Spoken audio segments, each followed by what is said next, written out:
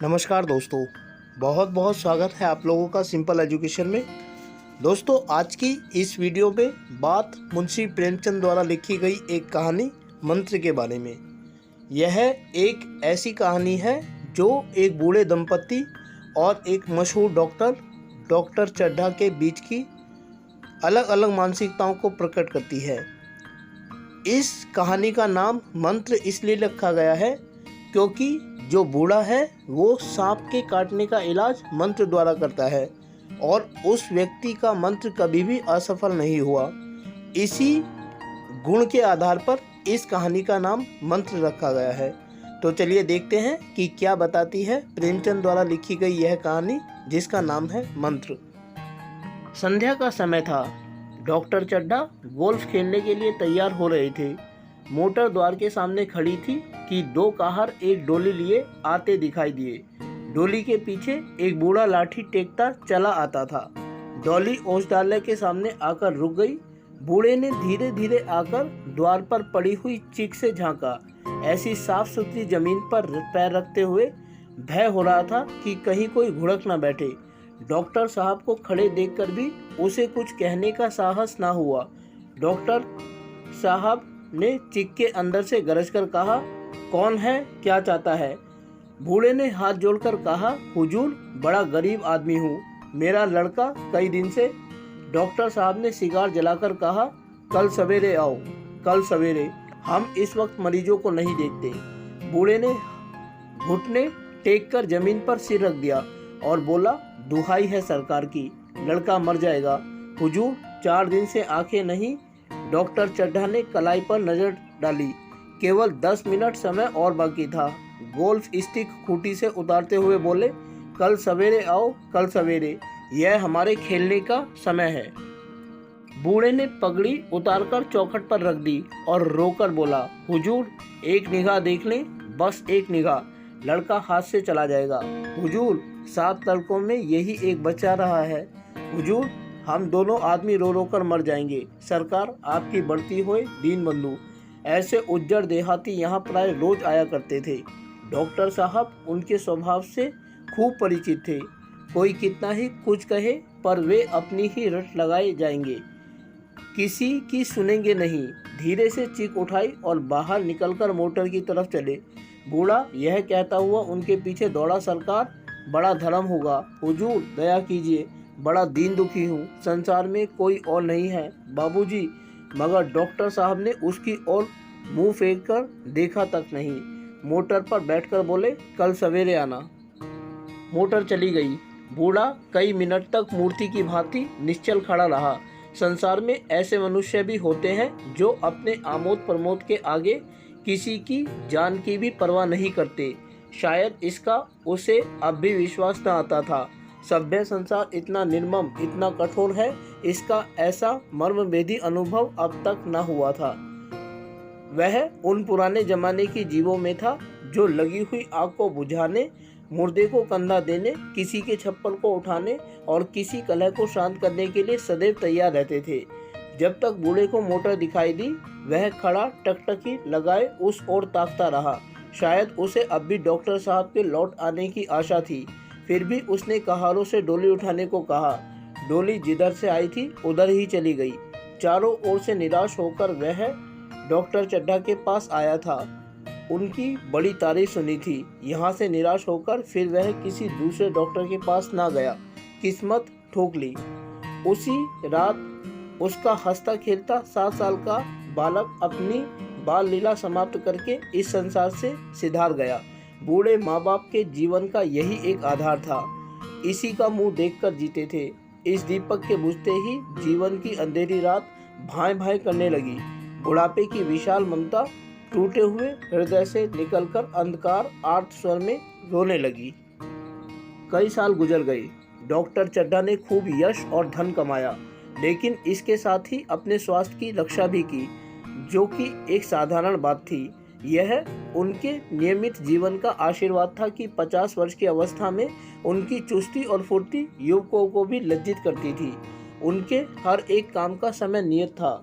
इस नियम से वह ज्यों भर भी न टलते थे। बहुधा लोग स्वास्थ्य के नियमों का पालन उस समय करते हैं जब रोगी हो जाते हैं। डॉक्टर चड्ढा उपचार और संयम का रहस्य खूब समझते थे। उनकी संतान भी इसी नियम के अधीन थी। उनके केवल 2 बच्चे हुए, एक लड़का और एक लड़की।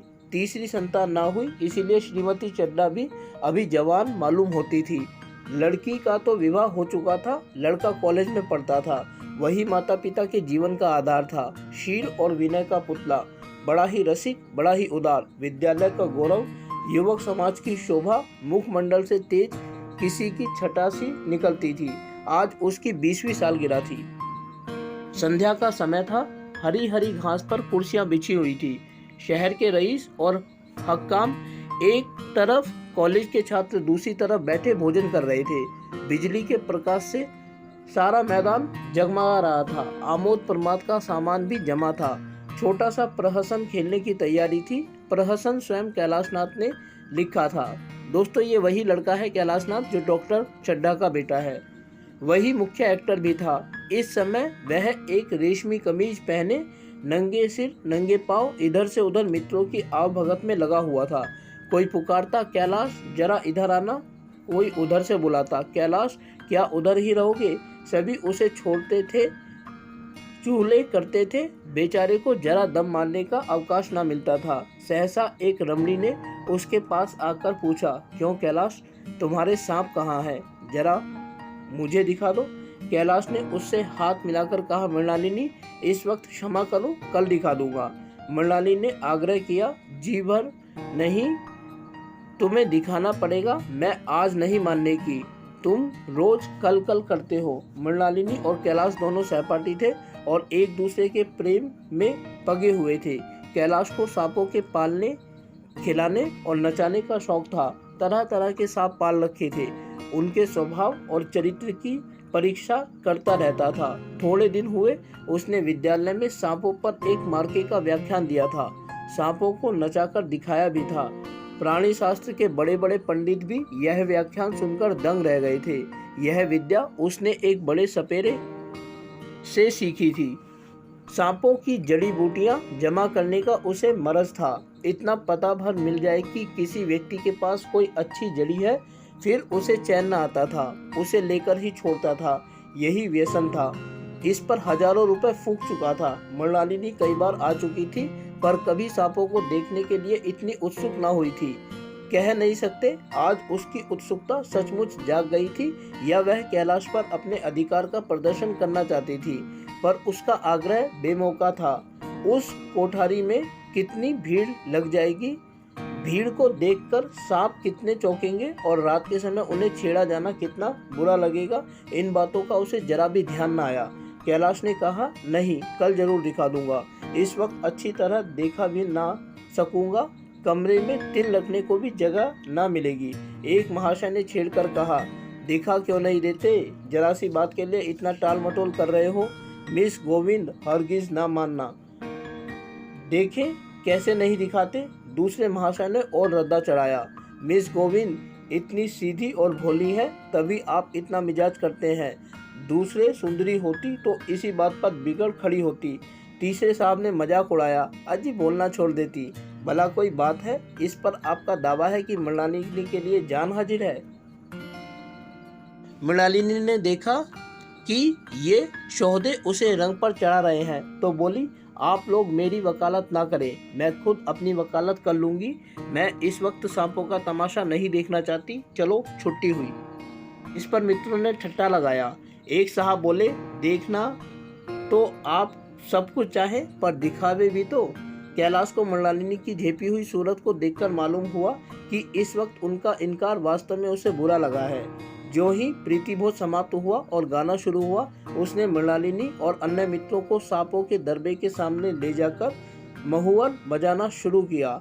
फिर एक एक खाना खोलकर एक एक सांप को निकालने लगा। वाह, क्या कमाल था! ऐसा जान पड़ता था कि वे कीड़े उसकी एक एक बात, उसके मन का एक एक भाव समझते थे।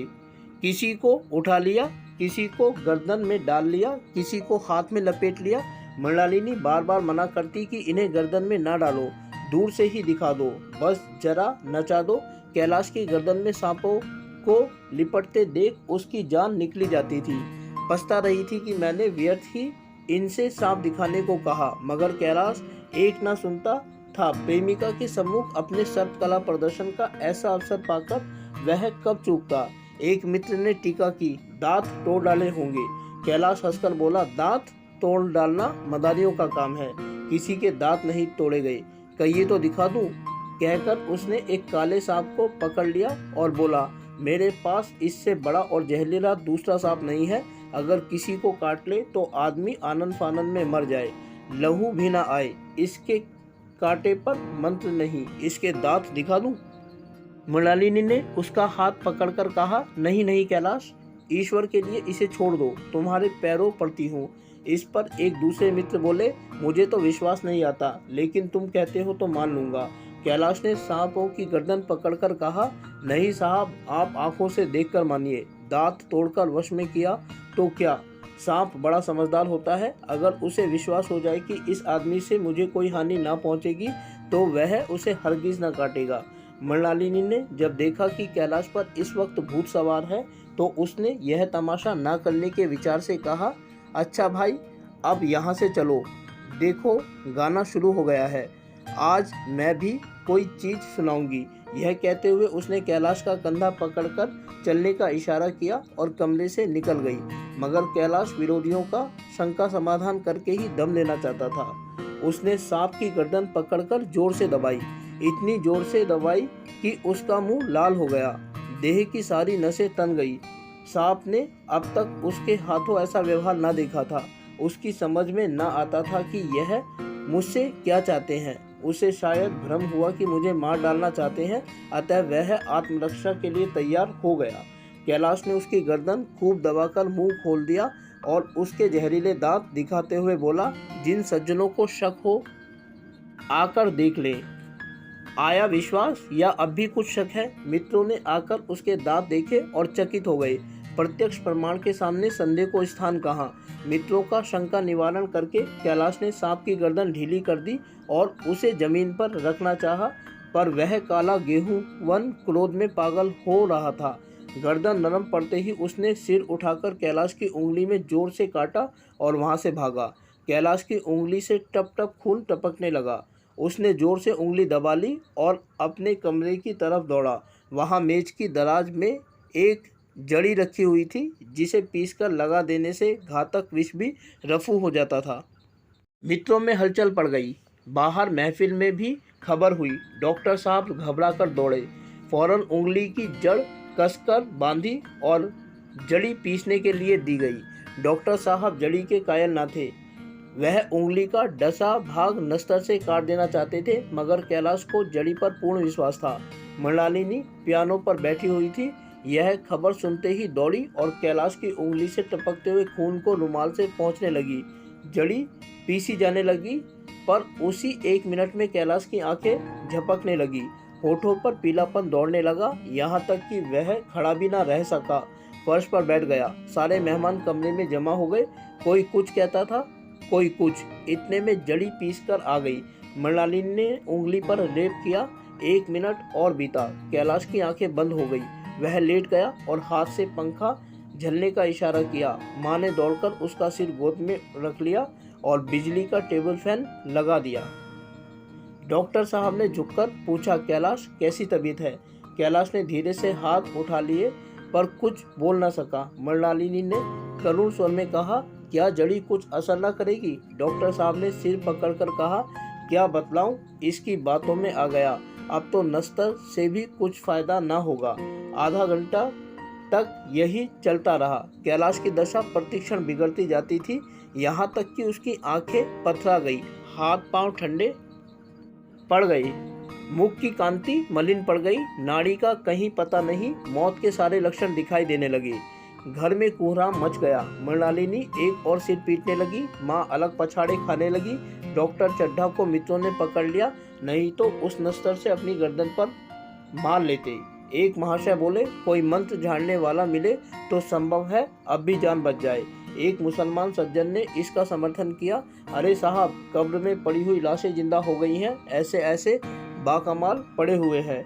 डॉक्टर चड्ढा बोले, मेरी अक्ल पर पत्थर पड़ गया था कि इसकी बातों में आ गया। नस्तर लगा देता तो यह नौबत ही क्यों आती। बार बार समझाता रहा कि बेटा सांप ना पालो, मगर कौन सुनता था। बुलाइए किसी झाड़ फूक करने वाले को ही बुलाइए, मेरा सब कुछ ले ले, मैं अपनी सारी जायदाद उसके पैरों में रख दूंगा। लंगोटी बांधकर घर से निकल जाऊंगा, मगर मेरा कैलाश, मेरा प्यारा कैलाश उठ बैठे। ईश्वर के लिए किसी को बुलाइए। एक महाशय का किसी झाड़ने वाले से परिचय था। वह दौड़कर उसे बुला लाए, मगर कैलाश की सूरत देखकर उसे मंत्र चलाने की हिम्मत न पड़ी। बोला, अब क्या हो सकता है सरकार, जो कुछ होना था हो चुका। अरे मूर्ख, यह क्यों नहीं कहता कि जो कुछ ना होना था वह कहाँ हुआ। माँ बाप ने बेटे का सेहरा कहाँ देखा। मृणालिनी का कामना तरु क्या पल्लव और पुष्प से रंजित हो उठा। मन के वह स्वर्ण स्वप्न जिनसे जीवन आनंद का स्रोत बना हुआ था, क्या पूरे हो गए। जीवन के नृत्यमय तारिका मंडित सागर में आमोद की बहार लूटते हुए क्या उनकी नौका जलमग्न नहीं हो गई। जो न होना था वह हो गया। वही हरा भरा मैदान था, वही सुनहरी चांदनी एक निशब्द संगीत की भांति प्रकृति पर छाई हुई थी। वही मित्र समाज था, वही मनोरंजन के साधन थे, मगर जहाँ हास्य की ध्वनि थी वहाँ करुण क्रंदन और अश्रु प्रवाह था। शहर से कोई मील दूर एक छोटे से घर में एक बूढ़ा और बुढ़िया अंगीठी के सामने बैठे जाड़े की रात काट रहे थे। बूढ़ा नारियल पीता था और बीच बीच में खांसता था। बुढ़िया दोनों घुटनियों में सिर डाले आग की ओर ताक रही थी। एक मिट्टी के तेल की कुप्पी ताक पर जल रही थी। घर में न चारपाई थी न बिछौना। एक किनारे थोड़ी सी पुआल पड़ी हुई थी। इसी कोठरी में एक चूल्हा था। बुढ़िया दिन भर उपले और सूखी लकड़ियां बटोरती थी। बूढ़ा रस्सी बटकर बाजार में बेच आता था। यही उनकी जीविका थी। उन्हें ना किसी ने रोते देखा ना हंसते। उनका सारा समय जीवित रहने में कट जाता था। मौत द्वार पर खड़ी थी, रोने या हंसने की कहाँ फुर्सत। बुढ़िया ने पूछा, कल के लिए सन तो है नहीं, काम क्या करेंगे। जाकर झगड़ू शाह से 10 सेर सन उधार लाऊंगा। उसके पहले के पैसे तो दिए ही नहीं और उधार कैसे देगा। ना देगा ना सही, घास तो कहीं नहीं गई। दोपहर तक क्या 2 आने की भी ना काटूंगा। इतने में एक आदमी ने द्वार पर आवाज दी, भगत भगत, क्या सो गए, जरा किवाड़ खोलो। भगत ने उठकर किवाड़ खोल दिए। एक आदमी ने अंदर आकर कहा, कुछ सुना, डॉक्टर चड्ढा साहब के लड़के को सांप ने काट लिया। भगत ने चौंक कर कहा, चड्ढा बाबू के लड़के को? वही चड्ढा बाबू है ना जो छावनी में बंगले में रहते हैं। हाँ हाँ वही, शहर में हल्ला मचा हुआ है। जाते हो तो जाओ, आदमी बन जाओगे। बूढ़े ने कठोर भाव से सिर हिलाकर कहा, मैं नहीं जाता, मेरी बला जाए। वही चड्ढा है, खूब जानता हूँ। भैया लेकर उन्हीं के पास गया था। खेलने जा रहे थे, पैरों पर गिर पड़ा कि एक नज़र देख लीजिए, मगर सीधे मुंह से बात तक ना की। भगवान बैठे सुन रहे थे। अब जान पड़ेगा कि बेटे का गम कैसा होता है। कई लड़के हैं? नहीं जी, यही तो एक लड़का था, सुना है, सबने जवाब दे दिया। भगवान बड़ा कारसाज है। उस वक्त मेरी आंखों से आंसू निकल पड़े थे, पर उन्हें तनिक भी दया न आई थी। मैं तो उनके द्वार पर होता तो भी ना पूछता। तो ना जाओगे? हमने जो सुना था सो कह दिया। अच्छा किया, अच्छा किया। कलेजा ठंडा हो गया, आंखें ठंडी हो गई, लड़का भी ठंडा हो गया होगा। तुम जाओ, आज चैन की नींद सोऊंगा। बुढ़िया से जरा तंबाकू ले ले, एक चिलम और पीऊंगा। अब मालूम होगा लाला को, सारी साहबी निकल जाएगी। हमारा क्या बिगड़ा? लड़के के मर जाने से कुछ राज तो नहीं चला गया। जहाँ 6 बच्चे गए थे वहाँ एक और चला गया। तुम्हारा तो राज सूना हो जाएगा। उसी के वास्ते सबका गला दबा दबा कर जोड़ा था ना। अब क्या करेंगे? एक बार देखने जाऊंगा, पर कुछ दिन बाद मिजाज का हाल पूछूंगा। आदमी चला गया। भगत ने किवाड़ बंद कर लिए, तब चिलम पर तंबाकू रखकर पीने लगा। बुढ़िया ने कहा, इतनी रात गए, जाड़े पाले में कौन जाएगा। अरे दोपहर ही होता तो मैं न जाता। सवारी दरवाजे पर लेने आती तो भी न जाता। भूल नहीं गया हूँ, पन्ना की सूरत आंखों में फिर रही है। इस निर्दयी ने उसे एक नज़र देखा तक नहीं। क्या मैं जानता था कि वह न बचेगा? खूब जानता था। चड्ढा भगवान नहीं थे कि उनके एक निगाह देख लेने से अमृत बरस जाता। नहीं, खाली मन की दौड़ थी। अब किसी दिन जाऊंगा और कहूंगा, क्यों साहब, कहिए क्या रंग है। दुनिया बुरा कहेगी, कहे, कोई परवाह नहीं। छोटे आदमियों में तो सब ऐब हैं, बड़ों में कोई ऐब नहीं होता, देवता होते हैं। भगत के लिए यह जीवन में पहला अवसर था कि ऐसा समाचार पाकर वह बैठा रह गया हो। 80 वर्ष के जीवन में ऐसा कभी ना हुआ था कि सांप की खबर पाकर वह दौड़ा ना गया हो। माघ पूस की अंधेरी रात, चैत बैसाख की धूप और लू सावन भादों की चढ़ी हुई नदी और नाले, किसी की उसने कभी परवाह न की। वह तुरंत घर से निकल पड़ता था, निस्वार्थ निष्काम। लेने देने का विचार कभी दिल में नहीं आया। यह सा काम ही न था। जान का मूल्य कौन दे सकता है। यह एक पुण्य कार्य था। सैकड़ों निराशों को उसके मंत्र ने जीवन दान दे दिया था, पर वह घर से निकल नहीं सका। यह खबर सुनकर सोने जा रहा है। बुढ़िया ने कहा, तम्बाकू अंगीठी के पास रखी हुई है, उसके भी आज 2.5 पैसे हो गए, देती ही ना थी। बुढ़िया यह कहकर लेटी। बूढ़े ने कुप्पी बुझाई, कुछ देर खड़ा रहा, फिर बैठ गया, अंत को लेट गया। पर यह खबर उसके हृदय पर बोझ की भांति रखी हुई थी। उसे मालूम हो रहा था उसकी कोई चीज खो गई है, जैसे सारे कपड़े गीले हो गए हैं या पैरों में कीचड़ लगा हुआ है, जैसे कोई उसके मन में बैठा हुआ उसे घर से निकालने के लिए कुरेद रहा है। बुढ़िया जरा देर से खर्राटे लेने लगी। बूढ़े बातें करते करते सोते हैं और जरा सी खटा होते ही जागते हैं। तब भगत उठा, अपनी लकड़ी उठा ली और धीरे से किवाड़ खोले। बुढ़िया ने पूछा, कहाँ जाते हो? कहीं नहीं, देखता था कितनी रात है। अभी बहुत रात है, सो जाओ। नींद नहीं आती। नींद कहाँ आवेगी? मन तो चड्ढा के घर में लगा हुआ है। चड्ढा ने मेरे साथ कौन सी नेकी कर दी जो वहाँ जाऊँ? वह आकर पैरों में पड़े तो भी न जाऊँ। उठे तो तुम इसी इरादे से ही थे। नहीं री, ऐसा पागल नहीं हूँ कि जो मुझे काटे बोए उसके लिए फूल बोता फिरूं। बुढ़िया फिर सो गई। भगत ने किवाड़ लगा लिए और फिर आकर बैठा, पर उसके मन की कुछ ऐसी दशा थी जो बाजे की आवाज कान में पड़ते ही उपदेश सुनने की होती है। आंखें चाहे उपदेशक की रही हो, पर कान बाजे की ही और होते हैं। दिल में कहीं बापे की ध्वनि गूंजती रहती है। शर्म के मारे जगह से नहीं उठता। निर्दयी प्रतिघात का भाव भगत के लिए उपदेशक था, पर हृदय उस अभागे युवक की ओर था जो इस समय मर रहा था, जिसके लिए एक एक पल का विलंब घातक था। उसने फिर किवाड़ खोले, इतने धीरे से कि बुढ़िया को खबर भी ना हुई। बाहर निकल आया। उसी वक्त गांव को चौकीदार गश्त लगा रहा था। बोला, कैसे उठे भगत? आज तो बड़ी सर्दी है, कहीं जा रहे हो क्या? भगत ने कहा, नहीं जी, जाऊंगा कहाँ? देखता था अभी कितनी रात है। भला क्या बजे होंगे? चौकीदार बोला, 1 बजा होगा। और क्या? अभी थाने से आ रहा था तो डॉक्टर चड्ढा बाबू के बंगले पर बड़ी भीड़ लगी हुई थी। उनके लड़के का हाल तो तुमने सुना होगा, कीड़े ने छू लिया है।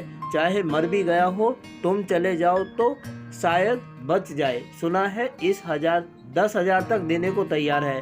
भगत, मैं ना जाऊं, चाहे वह 10 लाख भी दे। मुझे 10,000 या 10 लाख लेकर करना क्या है? कल मर जाऊंगा, फिर कौन भोगने वाला बैठा हुआ है। चौकीदार चला गया। भगत ने आगे पैर बढ़ाया, जैसे नशे में आदमी की देह अपने काबू में नहीं रहती। पैर कहीं रखता है, पड़ता कहीं है, कहता कुछ है, जबान से निकलता कुछ है। वही हाल इस समय भगत का था। मन में प्रतिकार था, पर कर्म मन के अधीन ना था। जिसने कभी तलवार नहीं चलाई, वह इरादा करने पर भी तलवार नहीं चला सकता। उसके हाथ कांपते हैं, उठते ही नहीं। भगत लाठी खटखट करता लपका चला जाता था। चेतना रोकती थी, पर उपचेतना ठेलती थी। सेवक स्वामी पर हावी था। आधी राह निकल जाने के बाद सहसा भगत रुक गया। हिंसा ने क्रिया पर विजय पाई। मैं यूं ही इतनी दूर चला आया। इस जाड़े पाले में मरने की मुझे क्या पड़ी थी? आराम से सोया क्यों नहीं? नींद न आती थी ना सही, 2-4 भजन ही गाता। व्यर्थ इतनी दूर दौड़ा आया। चड्ढा का लड़का रहे या मरे, मेरी बला से। मेरे साथ उन्होंने ऐसा कौन सा सलूक किया था कि मैं उनके लिए मरूं? दुनिया में हजारों मरते हैं, हजारों जीते हैं। मुझे किसी के मरने जीने से मतलब। मगर उपचेतना ने अब एक दूसरा रूप ग्रहण किया, जो हिंसा से बहुत कुछ मिलता जुलता था। वह झाड़ फूंक करने नहीं जा रहा है।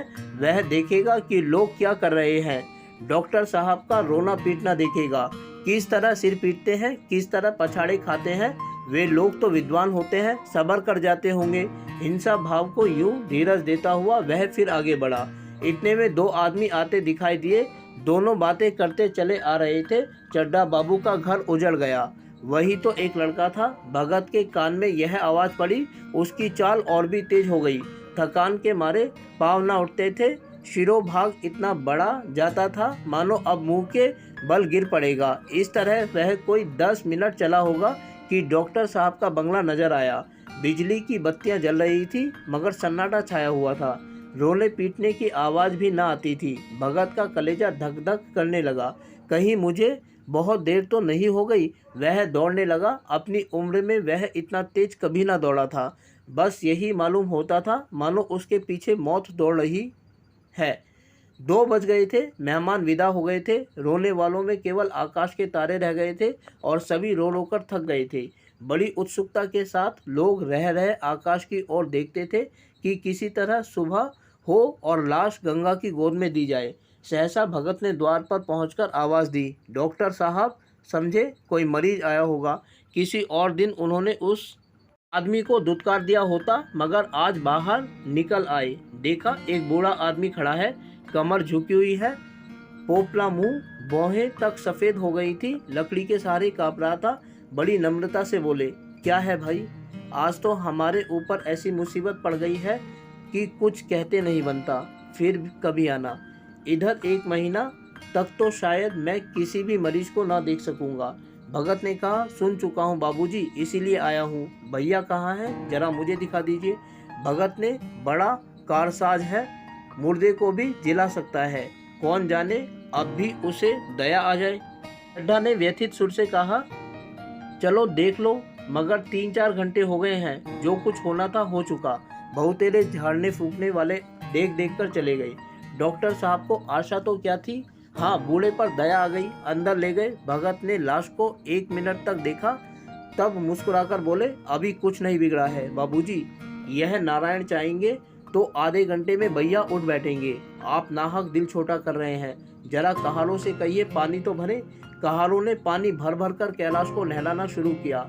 पाइप बंद हो गया था। कहारों की संख्या अधिक ना थी, इसीलिए मेहमानों ने अहाते के बाहर के कुएं से पानी भर भर कर कहारों को दिया। मृणालिनी कलासा लिए पानी ला रही थी। बूढ़ा भगत खड़ा मुस्कुरा कर मंत्र पढ़ रहा था, मानो विजय उसके सामने खड़ी है। जब एक बार मंत्र समाप्त हो जाता, वह एक जड़ी कैलाश के सिर पर डाले गए और न जाने कितनी बार भगत के मंत्र फूका। आखिर जब उषा ने अपनी लाल लाल आंखें खोली तो कैलाश की भी लाल लाल आंखें खुल गई। एक क्षण में उसने अंगड़ाई ली और पानी पीने को मांगा। डॉक्टर चड्ढा ने दौड़कर नारायणी को गले लगा लिया। नारायणी दौड़कर भगत के पैरों पर गिर पड़ी और मृणालिनी कैलाश के सामने आंखों में आंसू भरे पूछने लगी, अब कैसी तबीयत है। क्षण में चारों तरफ खबर फैल गई।